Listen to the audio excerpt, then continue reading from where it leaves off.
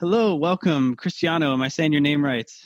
You're saying it right, All Christiano. right, perfect. So, can you tell me a little bit about what you're doing in life? I see some banana trees back there, I think. Where are you at right now?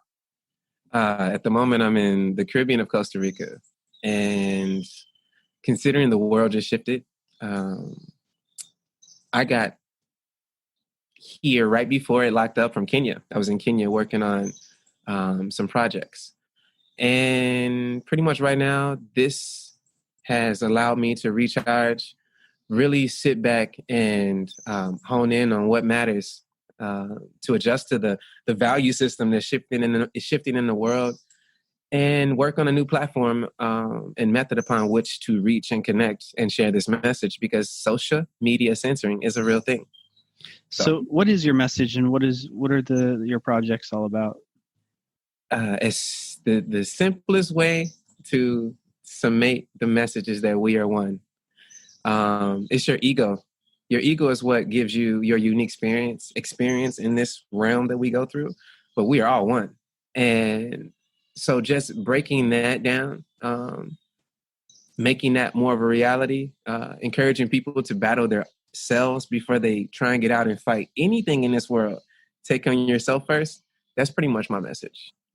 I do bring up politics. I talk about the medical industry. I don't make music for entertainment. Like, I have a quote that says, I'm the music of Carlin. Because if you've ever watched George Carlin, if you've ever heard the cynicism of Mark Twain, I am literally that in the music format. And if you allow me, I'll share some quotes and give you some poetry later. But yeah, Yes, please. that's what's going on. Do you have any quotes that would kind of summarize or exemplify that spirit? All right. So right now I'm working on an album, my first album. I've released songs. I released a song from November 5th of 2018 up until now. I've released a song on or around the 5th of every month. And since the world shifted into what I had been preparing for, knew was coming for about 20, 25 years, like my whole medium and how to release and strategy, it's kind of like, yeah, just send it now. All the stuff I was holding and waiting for it to be time, because I always wished I was irrelevant. I always wished the message that I was sharing was wrong. I wish the world that I see coming doesn't come. But as far as a quote, there's a song called Okay. It comes out the first week of September, right in time for the build up into the elections. I talk about voting. But the third verse goes as such. You say okay to preachers, teachers, politicians that play games while you're cheering in the bleachers. You say okay to bankers, and in return they thank you, and later take away everything they gave you. You say okay to leaders that only lead the line because you never asked why. You just jumped in behind. You say okay to governments when the only thing they're governing seriously is how to spend your funds again. I've been asked to lead. I'm saying, people, please, read in between the lines and then walk next to me. I'm seeking the best of we. It's my destiny. I'm digging past the weeds and still planting all my seeds. You can try to stop me. Knowledge is like trees. Lose it, you can't breathe. Give us free. And so, yeah, when you hear it in a musical format with the animation that is a part of this Patreon push, it's needed right now. It's so needed. And so, yeah, I'm coming. So a message, your message is encapsulated in music, and it's activism, and it's awakening people and higher consciousness. And you happen to be in the Caribbean right now, and you're just making music down there and doing your thing down there and communicating digitally. It's so much more than music, but yes, based on travel restrictions and the fact that we don't know what's going to happen to the first wave of people that travel. Based on how the world has changed, tracking, we still don't know what's going to happen over the first 6 months, because I've been looking at this known traveler identification model that's been put out for consideration. And to say we don't have enough surveillance is an understatement. But to add an additional layer where, who knows, to travel, you may have to have a screening or a test or prove that you've taken something that says you don't have this disease that's quite questionable. Right. So reaching out a different way is of great interest until I know that travel is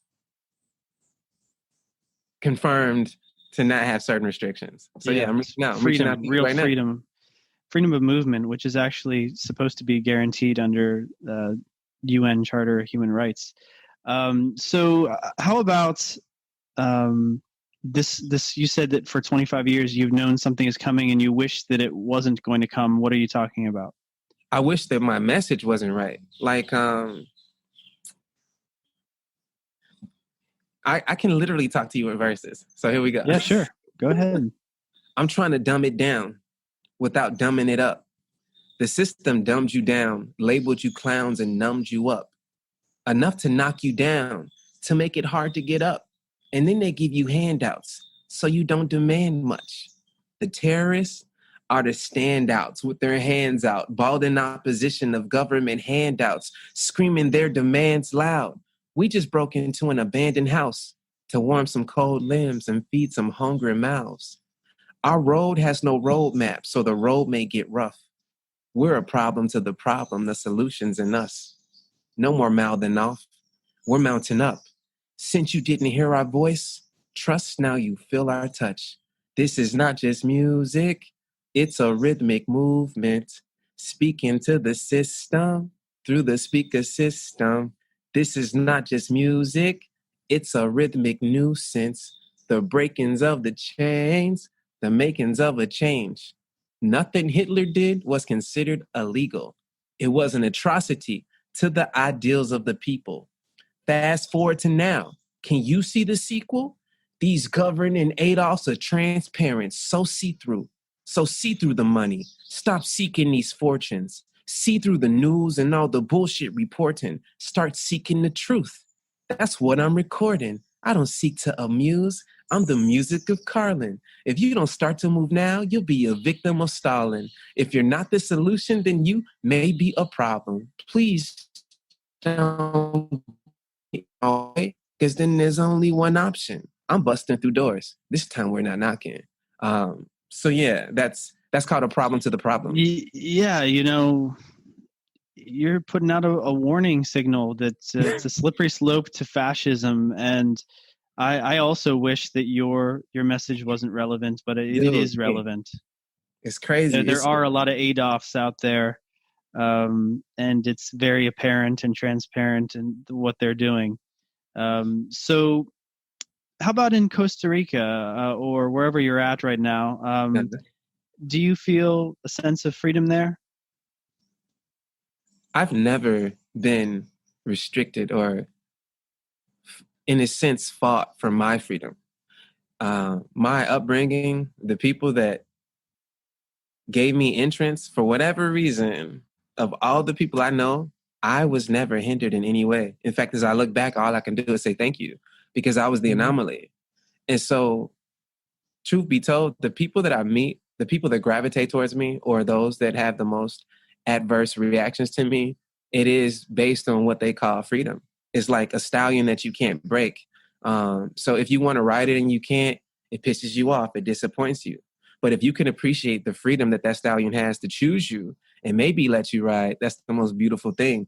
And so the question of freedom, that's not something that I fight for, I push. I share that because I realize that people are usually restricted by themselves or their own ignorances or lack of understanding on what's going on.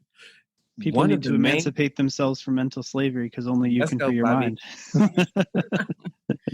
Yeah, and I hope I can send you the link so you can see the whole thing rather than jump on the limited stream tonight. But in the live stream that I'm sharing, I talk about Bob Marley. And I said of all the things that he got right, the one that he got wrong hurts the most. And it's the fact that he used the term revolution.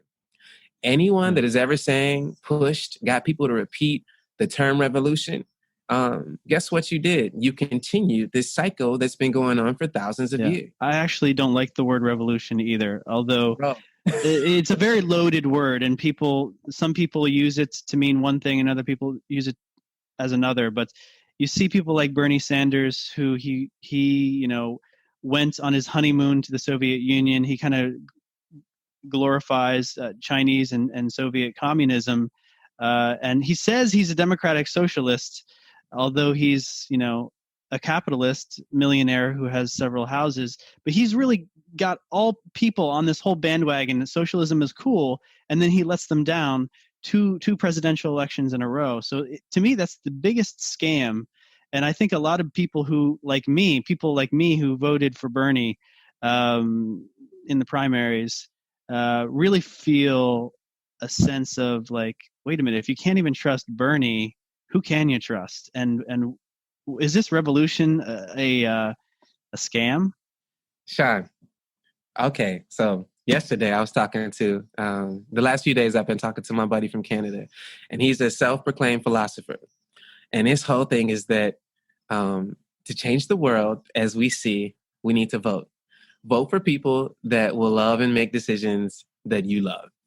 And I have an issue with this because as I look at the world and I look at the spell that is called revolution, it is a spell. It has been put out so many times that we have become the most successful revolutionists ever. The cry for the fight against corruption and politics, finances, social and economic situations, it's the same thing. Rome collapsed the same way. Unforeseeable, didn't believe it. The Dark Age, all of it. We're looking at the same thing happen all over again. So I have an issue when people say vote. I have an issue when people say anything that has already been tried. How can we keep trying to do the same thing over and over again, expecting different results? There's a definition from that you know. So why do you vote at this point? What is the value of voting if you look at the history of revolutions and the history of cycles? When has voting ever shifted anything? And if I want to just take it to extremes, slavery never ended. In fact, the bankers that came from Europe, they stated when they came and saw the slave system in the United States, they were like, guys, you don't have to do it this way. We have created a system where we don't need to feed them. We don't need to house them. We don't need to bathe them. We don't need to talk to them. And we definitely don't need to beat them. In fact, they'll do all that on their own. We have created a banking system, a financial system that will do this for the blacks, the reds, the greens, the orange, and the yellows. So slavery didn't end because someone voted for it. If anything, it was the fight for it. And in the end, it just shifted because no one really knew how deep the tentacles went. However, nothing that was dramatic ever stopped because some people said, here's a vote. I vote for this. It doesn't happen. So you, knowing what you look at and believe in, and even seeing it come to the extreme with Bernie, how do you look at voting right now? Do you still see that as a viable option? Yeah, that's a really good question. Part of the problem is that the system has been somewhat broken. And so people don't have trust in institutions like democracy, like the voting system, like the government, like the financial system. These institutions haven't served them. They've been so broken that some people are saying, burn it all down. But I don't think that's a solution either. I don't think that anarchy is a solution. I actually think we need to reform the institutions. Of course, we need to do something new and different.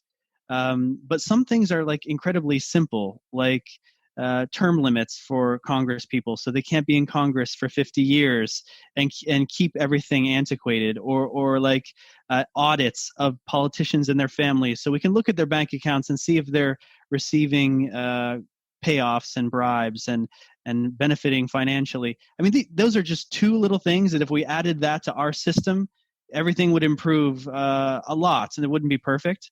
But I happen to think that we have some institutions and we have something called the Constitution that is time tested, and it is really valuable. And at the same time, we got to do something new, like whether it's decentralized technology. I'm really into like blockchain and DLT, decentralized ledger technology. So that can be applied to voting. That can be applied to public accounting. And so we can take new tools and reform institutions. So what are your thoughts? So I can give you your very first point about term limits. Let's apply this to Africa. In Africa, there are term limits. So what do people do with term limits? They do everything they can to get all the people they need and rape all the resources they can during their term.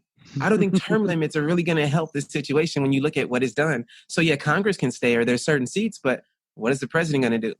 Going to make sure that his initiatives and interests continue for the next administration the best they can. I just have an issue inherently with the flawed system that is. Everything needs a moment to be redone. And if we really look at it, what runs our system that we live in? Capitalism, money. What is money? An idea. What is currency? The physical thing that gives an idea real value to someone.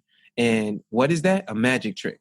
So if anything, we're under a spell of a magic trick, because if you can buy a vote or buy someone's incentive or motivation, there is what is a vote other than part of a system. Like, well, yeah, we talked about, before we started the recording, we talked about using tools to exchange value. Right. And this is pretty fundamental stuff. And I think it would be so cool if people like you and me get together and we figure out our own way of exchanging value instead of using these corrupt institutions.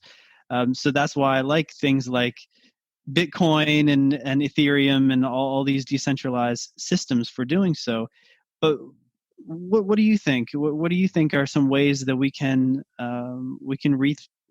create the more beautiful worlds our heart knows possible? So here's the thing, and I'm so glad we got to meet in this format, and we did have a chat before. I think these will continue, so it's good to meet you. I do welcome a forum with really open-minded, rational beings, because we are in the midst of a shift that gives us time to make something that's never been done before.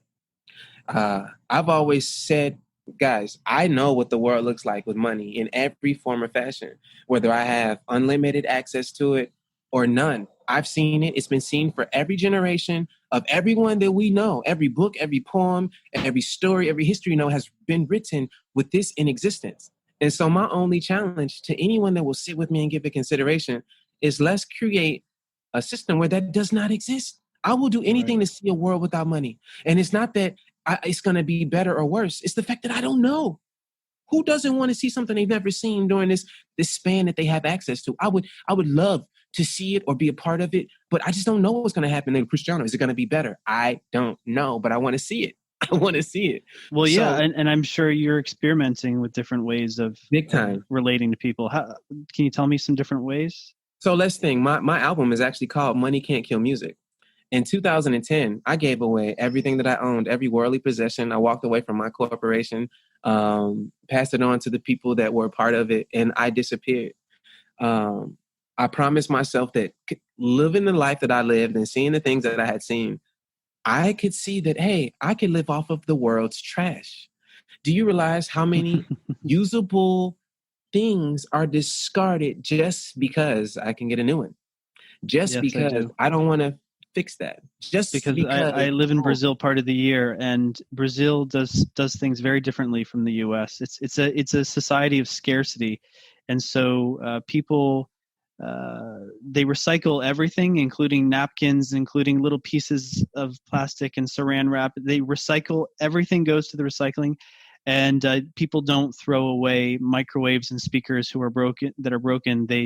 They repair them. Repairing things is very big. And the reason why they do that is because of the high taxes and fees to buy new things. So I'm not saying that the Brazilian system is better. Both systems are unbalanced. I think in America, it's crazy the amount of planned obsolescence. So basically, you make stuff so that it will break down in a year, and you buy the new version of it, and then you just throw everything into a big trash heap. So that's very unhealthy.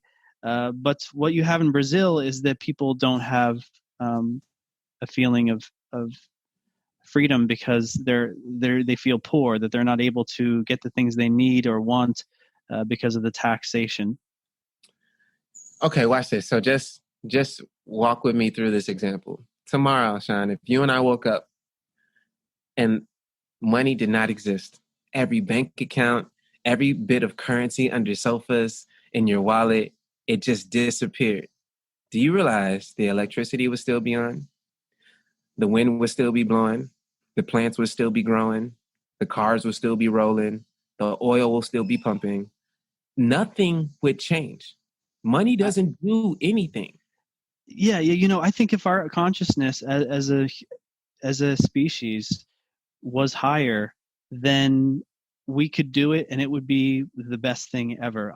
The thing that's scary to me would be the might makes right mentality would take over and people would still dominate over others and they would form their own kind of, I mean, even chimpanzees have used money and prostitution.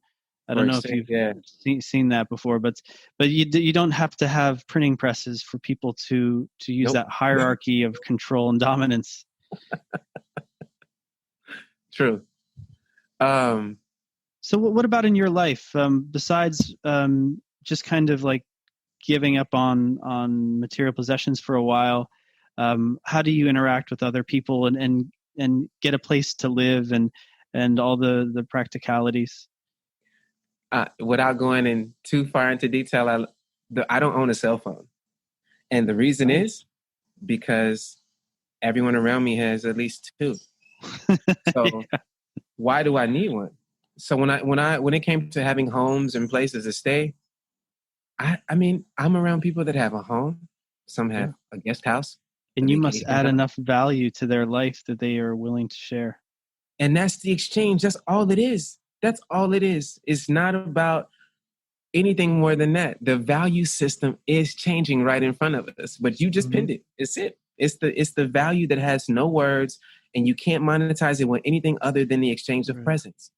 My greatest gift is presence. When I'm with someone and around someone, I'm present and they're present, and that creates other things that happen in the present. So yeah, it's magical in a way. I had a guest on my show named Harold Kotzvela, and he said that when you tune yourself into that kind of vibration, it's weird how things come to you and just appear in your life and are gifted to you. He said literally he had packages arrive in the mail and he didn't know where they came from or why. So what have you received that's been a surprise miracle kind of thing? Do you have any examples? Wow. I have so many miracles in my life and miracle workers, if I want to use that word. I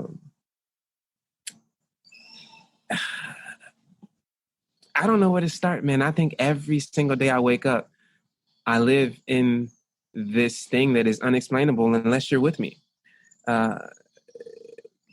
Whoever you said, I want that name. But yes, things just happen when you let go. When you let go and allow things to fill in gaps and just put the intention on it, it happens. And I'm going to come back to this intention, like the power of intention. And this goes back to revolution. We talked about this word. The world has put their intention on the word revolution since forever. And what has happened? The revolutions have been successful. We're the most successful revolutionists in the world because it keeps happening and over again. So put your intention on something else and be sincere about it. A lot of people want stuff and things based on value systems that theirs, based on comparisons to other things to say this is worth something.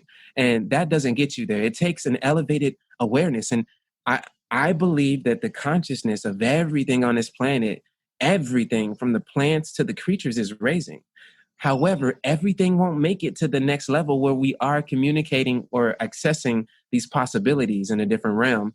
Death is a part of change. It's not a bad thing. It's just a part of a life cycle. And so we're going through something right now where everyone's not going to make it, but the few that do are going to bring to a paradigm that we don't even have words for. No one saw the Renaissance until after years of like recognizing the art and literature and rhetoric that came through. I think we're entering that moment, and I believe that I'm making the music that's going to kick it off and be a part of the early wave. But yeah, we're there. Nice. And so what do you mean by some people aren't going to make it? I mean, I have in my mind the story of the book of Revelation where the sinful go to a pit of fire and maybe they're extinguished and maybe they don't exist anymore, and then a new heaven and a new earth appears, and then the children of God never experience suffering again. But how do you see or envision or imagine, or maybe it's a big mystery, but do you have any hints on it? So I'll just give you the quotes from this one piece. It's just two questions. Maybe a world without struggle is a world without growth. Maybe a world without pain is a world without hope. I have a world of ideas, and even more, I don't know. I do see that with the way the world just slowed down, this unnecessary stoppage backfired in the sense that people have given things considerations that they never had. There are processes in motion that never would have been as consequences to this one crazy goal for humanity. It's like, wait, so you stop people from working? They're sitting around people that they usually don't get to stop with, whether it's their children or loved ones. They're reevaluating relationships. They're not just talking foolishness on the phone to their friends now. Now it's like, I don't even talk to you anymore because that's not really funny anymore, or things have shifted. So when I say that everyone's not going to make it, we're under attack. And from every direction, whether it's economical, spiritual, socially, medically, we are being ripped apart by every single thing in the divide and conquer book.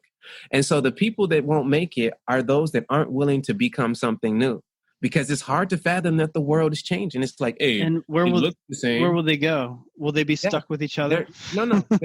There's a lot of death coming.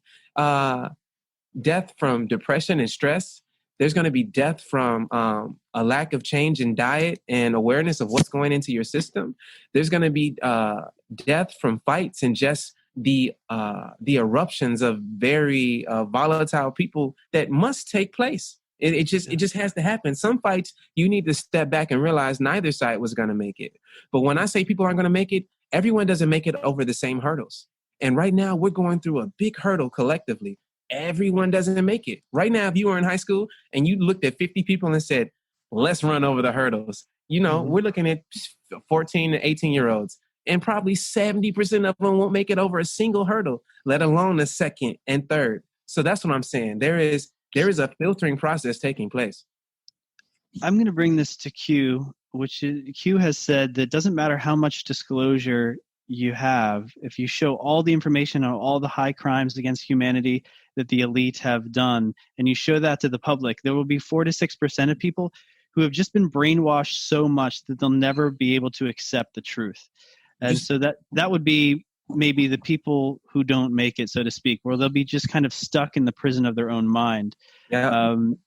So you mentioned divide and conquer, and I can't think of a better example than the race war that's being fomented right now by the media, Hollywood, Black Lives Matters, and Antifa. And what's interesting is that it seems like whichever presidential candidate gets the black vote, as they call it, which is kind of a demeaning way of putting it, whoever gets that group of people, and it's a very kind of arbitrary way that they try to divide people into groups, but whoever gets that group, according to them and according to the pollsters, wins the election. So there's a lot of importance on this group of people, and we have Black Lives Matters. It's like a whole ideology. You have some of the founders have dropped out because they don't agree with the ideology is gone. Other founders are like strictly Marxist, communist revolutionaries. And now you see every, like, Nickelodeon and Disney putting Black Lives Matters out to little kids, and everyone's giving money to Black Lives Matters. And a lot of Black people are also coming out and saying, hey, Black Lives Matters doesn't care about Black lives. So can you tell me, from your perspective, I'm guessing you're American from your accent, tell me about Black Lives Matters. Black Lives Matter was something that started with a good initiative. in and of itself, it started off with a good intention.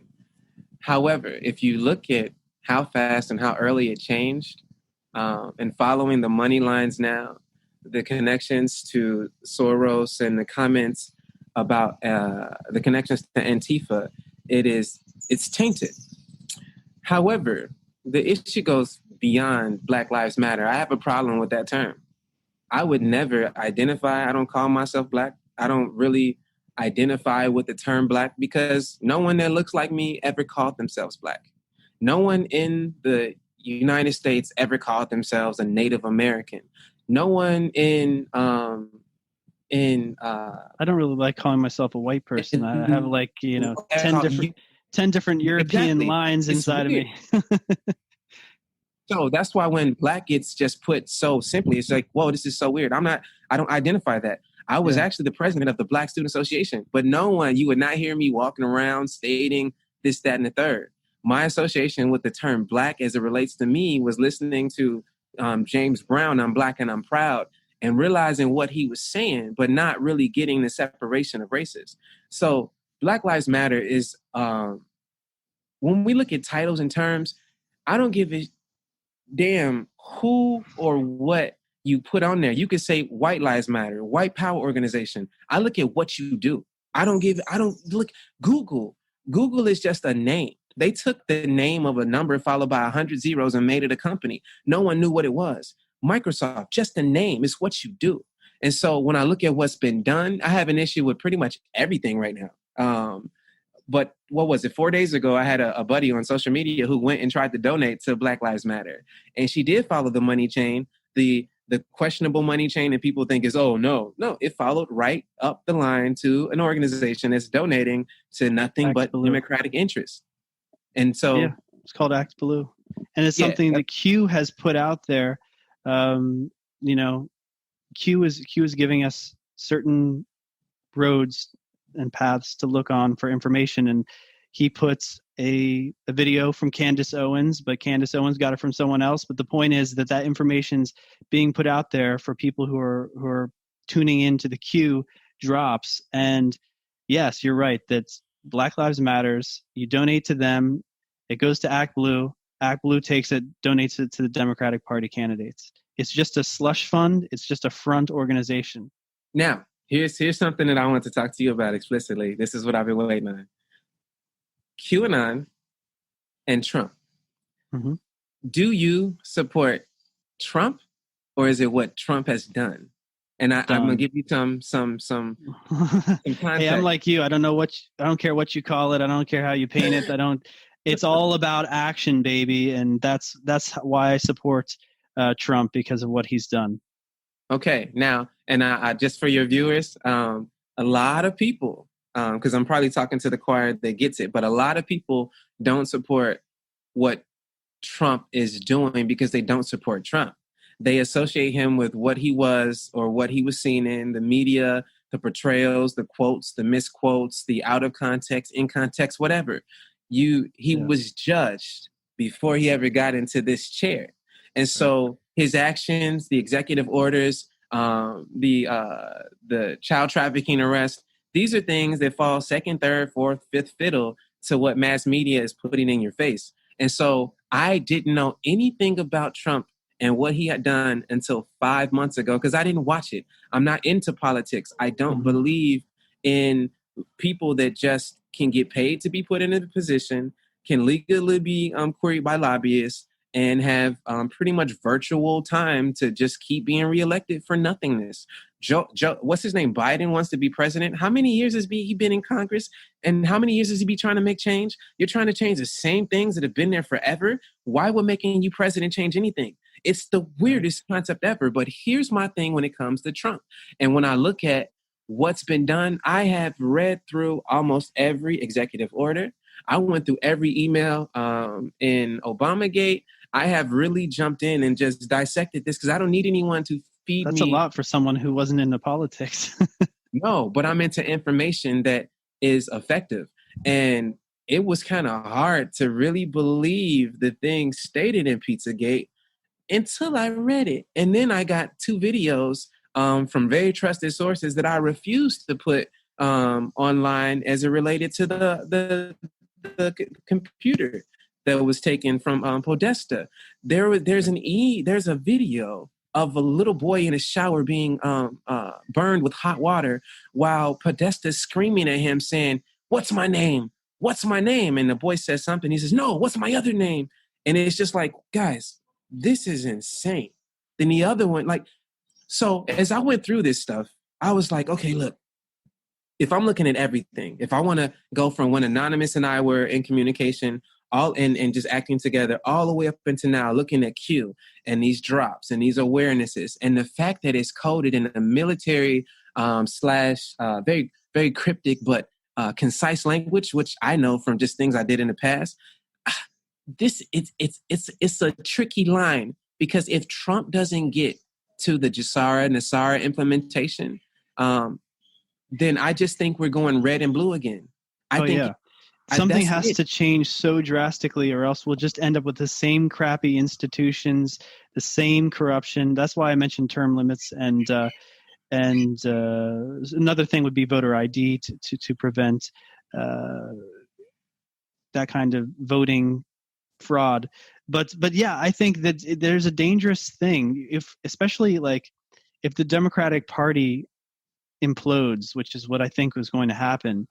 We don't want to have a one-party system. That's what China has, and it doesn't work well for them and their people. So we need something new. We need a new, fresh look. And Nasara Jassara would definitely kick us in the right direction, of like a debt jubilee, getting people to have economic freedom, or at least not economic slavery.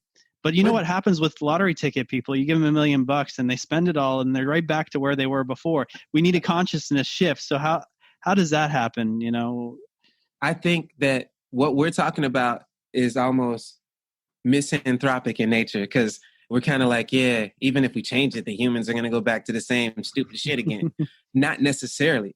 The thing is, because of revolutions, we've always seen things repeat. So even as you and I speak and you share that, it's this, yeah, but this is going to happen anyway. No, I think right now, if this happened 4 years ago with the world climate, like Jassara and Nasara, yes, it would fall into a similar construct when things are redone and re-put into place. The world just stopped. It's not just one country. It's not just one continent. The world just stopped. So everyone is paying attention. Everyone is giving consideration. Like right now, the United States is the key domino to everything that's going to happen in the world, because they have the largest media platform, and so many things have followed the Western culture for the past 80 years. But right now, we have seen uprisings all over the world. They just didn't happen in the United States. And I was telling people this over and over again. I'm like, guys, that's good to see. But until the United States does it, it's not. Even if Russia, even if Germany, until the United States hits this tipping point. Yeah. And so right now, just imagine, what was it, a week ago, 10 days ago, there were a mob that were considering going and rushing the White House, like an Antifa mob. Like, are you serious? Do you realize what would happen in the United States if that took place? People don't want martial law to happen. And it could have happened. It could have been kicked in already. It's great that it didn't, but no one is giving credit to the decision not to do it with all this taking place. Seattle, I mean, look, what is being done that's never been done before? To sit and take over a section of land that you can't grow anything on, you can't go in and out of, it does nothing. The statement is like it's lost because there's no leadership to really push the bar. You have attention, and what's happening now is getting boring. It's like, okay, how long is this gonna last? It's not like, we have to do something different. We have to do something different. And that's the hardest thing. Like, to be a creative, to be a content creator means that you have to do something and create something that people are interested in. And likely that someone isn't doing the same. That in of itself is a leap. But to bring a whole world or a whole city or a whole town or a whole village, it's the possibility of saying, hey guys, we're never going to do this again. From this point on, this is the base and we're going to go from here. That, man, I welcome to do this with you and a small group on a semi-consistent basis. I wrote something where I wrote a challenge to the world. I said, look, I think that money and incentive and creativity have become entangled, and we need to separate them. But we also need to show how powerful we are and how powerless money is. And the ones that hold the money have no power when we don't believe in it. So my proposal was that on November 15th, for 60 days, and if you think about what those days include, from the holidays, on the change of the year, and so forth, if for those 60 days, as a collective, we chose not to spend any money on any goods or services, that means we're digging in our cupboards, we're going to our neighbors, we're sharing, we're thinking, because I think there's enough food and resources that this can be done for 60 days when not a single bit of currency is spent on anything. It will change so much in 60 days. 60 days to change the world just by removing the use of something. That's it. That's it. After 60 days, use it. It's just a fast. Let's go on a money fast for 60 days. I promise you the world will change before we even make it.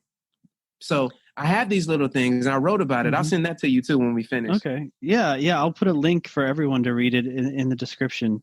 I think it's good to imagine a different world. That's the way you materialize it. First, you have to imagine it.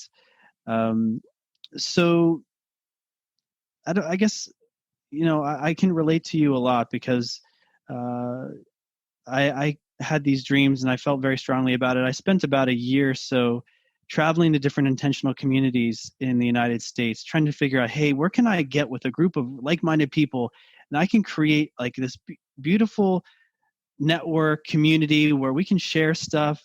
And actually, it was a sad experience. I went to about 10 different intentional communities in the United States, and it was mostly hippies who were dirty, disorganized. They were all having sex with each other, and there was no real higher consciousness. It was really a bunch of people with their traumas trying to work it all out, and they weren't doing a very good job at it.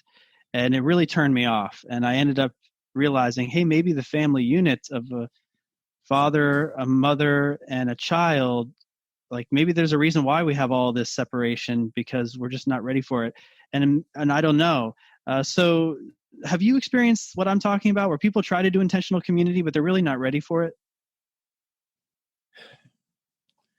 It's two things I'm hearing when you say that. So the good part is that they're trying to make that step.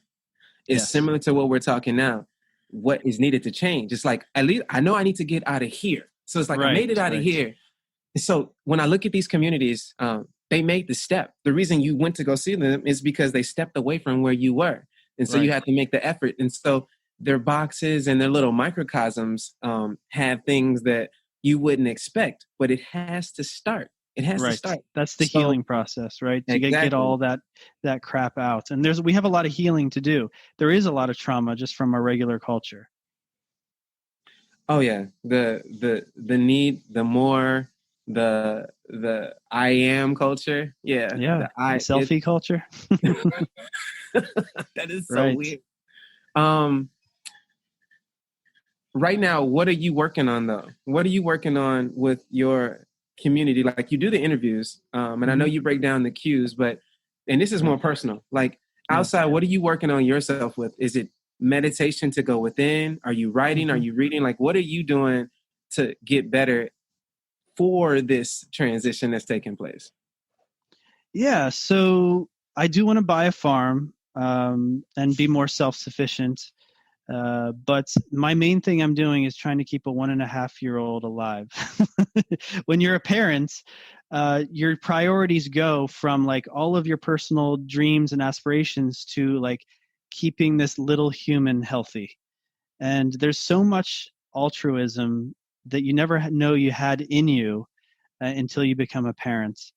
And same thing when you become a spouse. I got married almost 2 years ago.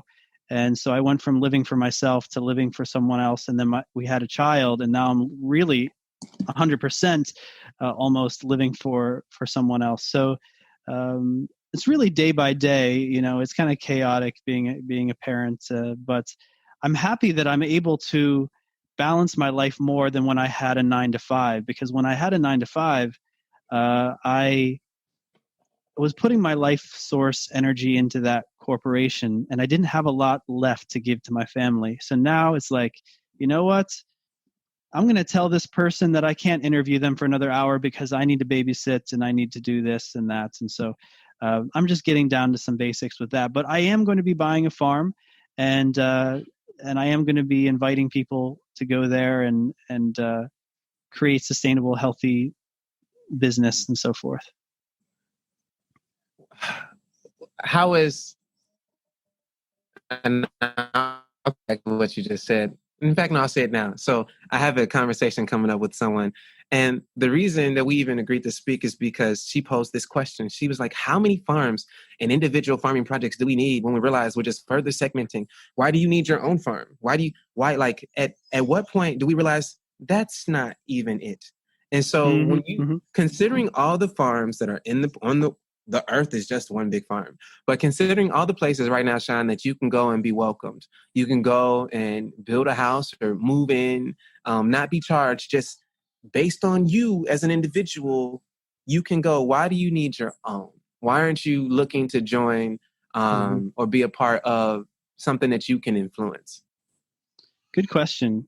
Because I'm not some kind of person who's never experimented with this kind of stuff. I mean, I traveled internationally for 3 years, and I did couch surfing and work away, and I gave, just like you, I gave people some value. Maybe I taught their kids English and they gave me a place to live and so forth. And so it's not foreign. It's not a foreign idea to me to do something like that.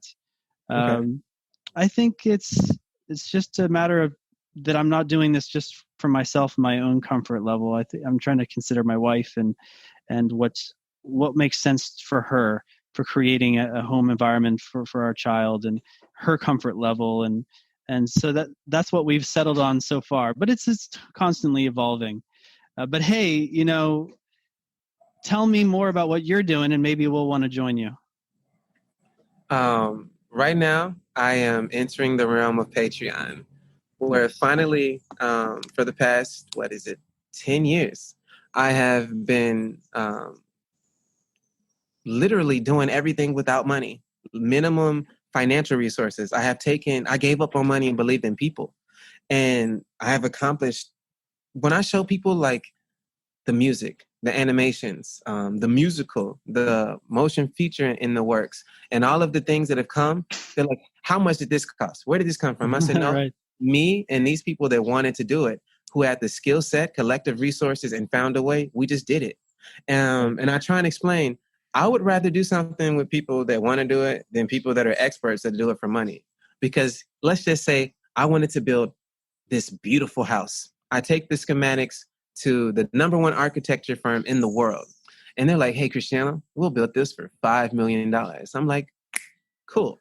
And then I go to the another group of students sitting around chilling that have built and made things. And I show it to them. And they're like, dude, we so want to build this. We got a few ideas. Okay, what if we change this? Now, as the house begins to be built, there's a crack found in the foundation. The people that got the $5 million, well, we can't go back and start over. Let's fill in the crack and keep going. The crew that's doing it for no funds, off of their own interest, no timeline, they're going to be like, hey, dude, we got a crack in the foundation. Let's tear it down and make it better. Not only do you go down and fix the foundation, even what you did that you tore down the second time around, you make it better. And so that's a good example of how money alienates people and makes them less personally invested. And this is why I'm jumping to Patreon, because I got my whole crew, and I have developed an understanding that this is how I work. You can't pay me to do anything. You can't pay me to do a show. You can't. I have to want to do it. And so the exchange that I'm open now to take the exchange of energy that is money, because the value system is shifting, and now it's time to kill the money system within and of itself. It's about to flip over. And that's why I said money can't kill music. I'm finally open to accepting this energy, because so many people have wanted to support, but I just didn't know how to let them into my world, because I didn't want any expectations. I didn't want people to say, yeah, I did that, or Christiano did that because of me. It's like, whoa. We did this or nothing happened. And so now with Patreon, not only can you contribute, but I can give back. I can give this energy to people right now that need a meal. I feed people before I give them money. I hug people before I send a text message. And so with Patreon, I can do so many more things for the we around the world and keep all of this art and moments of awareness coming directly to those that need it, and is able to share with those that need to be aware of it. So yeah, what am I doing now? I am changing the whole tiers to meet us. I'm trying to reach we right now. Nice. You know, I did an interview with Sasha Stone, and he was in the middle of this, one of the most beautiful buildings I've ever seen. It's called the New Earth Project or something like that. And I was like, wow, that is so beautiful. He's like, thank you. I designed it. But, you know, every time we talked about some kind of big project, he would be like, yeah, I started it, but now I don't really do anything with it. Other people are doing it, and I don't. I was like, what's the secret? You know, how were you so successful getting this started and this, and you have this big building and it's beautiful? And he's like, well, actually, it was just a matter of like letting other people do things. It wasn't really about me doing it. It was just like not get people, just allow people to come in and play their role. And he was very specific that it had to be like higher consciousness, rational, good-hearted people. So I guess that's part of your journey too, right? Is to just associate with those types of people, or do you have processes that you work with to allow people to get through those, like I talked about, those hippie communes where everyone was dealing with traumas and stuff? Do you have processes to flush that crap out, or do you just kind of improvise in life? Everyone that I encounter, I take them on as the individual that they are, who has a history that brought them to this step in front of me that I don't know. The millions of seconds that took place before you got here, I don't know. So the traumas, the different characteristics, I take you as you are. But when you come to me, the first thing, if we're going to work and build and create together, there's no ego in my environment, because I believe that there is a collective awareness that's been here forever. And my ability to tap into it, because my childlike freedom was never hindered or taken away, I still have the ability to say some of the things that a 3 to 6 year old is going to say to you and make you say, wait, where did that come from? I look at my writings and I tell people, I'm like, I don't remember writing this. Yes, I did, but I don't remember writing this, but yeah, let's go sing it. So the removal of ego, I don't care who you are, how you smell. If we can look eye to eye and get to a certain accord, I'm gonna do my best and delegate the rest. So, and if in my delegation this person fits and they're willing, able, and ready to do it, go do it. Because so it's really just connect more. Just connect more with people. Get off the hamster wheel of the rat race and just connect with people a little bit more, and you'd be surprised at the wealth and what we can build together. Yeah. That's a good. So we should wrap up on that note, because I don't think we can get any more profound than that. If I do pat myself on the back, go for it. I think this summarized it well. That's the American Sign Language for take off. Humanity is going to just skyrocket in potential when we just connect with each other more. And you see it.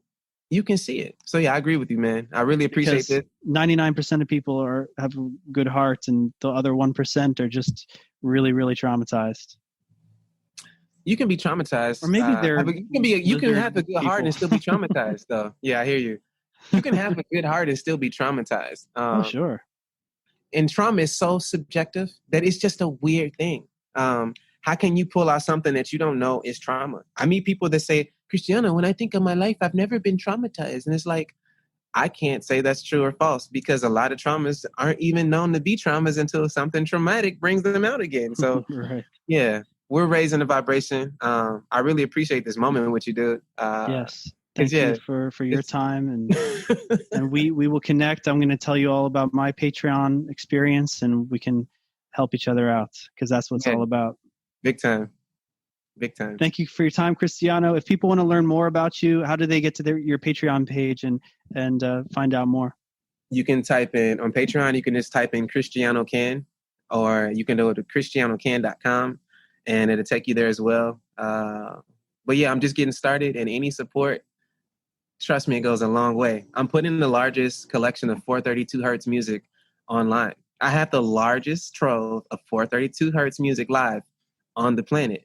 And so because of the way compressors work, because of the frequency of 440, because of this thing that has permeated humanity far too long, I believe that if I take it to the major streaming platforms, it's going to get diluted and changed. So what I'm going to do is I'm going to give it to the people direct on Patreon to be able to download this audio so that you're not hearing it go through the compressors and modify it. You're going to hear this music as it was created, whether it's the rehearsals or the professional recordings, and be able to be and feel this science. So that's one of my biggest initiatives, is the reemergence and the introduction of 432 hertz to the world. 440 is disconnecting us. And it, even if you take all the fluoride out the water, if you turn off the televisions and your phone, if you play music that is tuned at 440, it's still got you. It's still working. So yeah, I'm just trying to bring harmony back. Well, what I'm going to do is I'm going to download some of your songs, listen to them, and see if I can feel the difference. I'm going to send you something special. No, I'll get back to you on the result. It'll be a little experiment for us. Cool. I'll make you a special playlist. Thanks, Cristiano. Have a good one. You too. Calm CBD roll-on from Nature's